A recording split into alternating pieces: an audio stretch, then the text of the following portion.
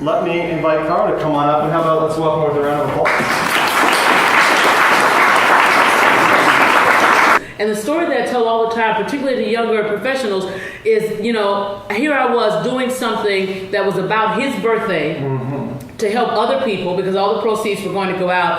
And that's when I got business recognition. Interesting, huh? I wrote half-page investment banker credo, good business, good music, good works, where again, they wrote about what I was doing with the gospel music and how I was using that to help kids.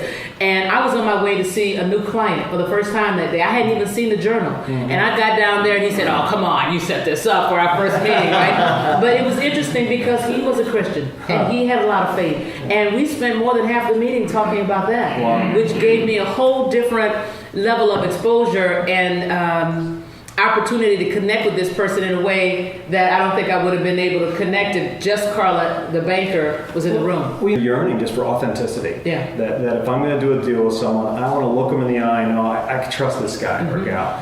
And part of that is just being who you are. Agreed. So if you or I shut down part of who we are, then they miss that. And so maybe faith isn't someone's thing, or maybe someone's another religion and they're a little concerned. But if they say, well, this is who she is, that resonates. Yes. That resonates. Interestingly enough, in the last 6 months, I've heard the authenticity word come up more and more and more. Yeah. It really is gaining momentum and people are starting to get it now. So that's their baggage. Don't you pick up their baggage and start carrying it, because baggage is heavy and it will create a competitive disadvantage for you. Interesting. So be your best self. And I started looking at it, you know, I'm negatively motivated. So when you tell me I can't do something, I'm all over it, right?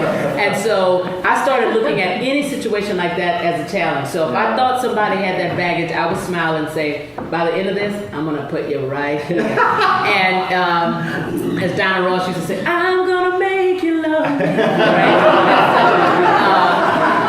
There was a guy there who was particularly mean to me. And his wife happened to be pregnant at the time. And so every time I got out there for a date room or something like that, the guy was always mean. And I would say, okay, Carla, don't run away. Go towards him. Go towards him. So I would always make sure that I got as close as possible, you know, to him. And I would tell him, you know, she's going to have that baby. She's going to have that baby on my birthday. My birthday is October 28th. And I said, she's going to have that baby on my birthday. And the guy would just, you know, but I kept getting closer and closer and closer. Well, she had the baby on October 28th. What do you think they named her? Carla.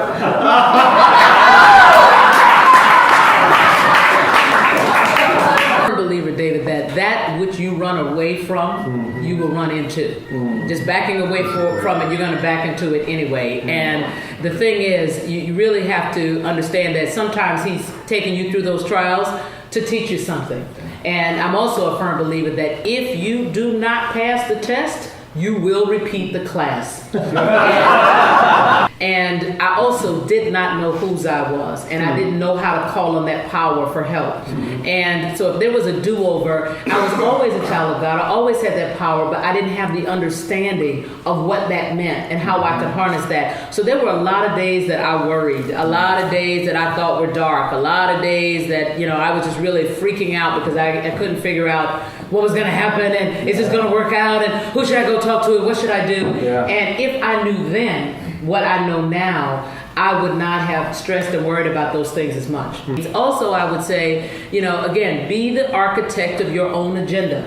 Know why you are doing what you are doing. And, you know, don't worry so much about the person to your left and the person to your right. What works for you? Someone, maybe a listening ears, maybe volunteering for 3 hours in a week. Sometimes it's going to be you have no time, but you can write that check. That will help an organization that's going to help a lot of people. And sometimes it can be your talent because you say, no, you all should structure this way or do that way. And that changes the organization and enables the organization to be able to help a lot of people.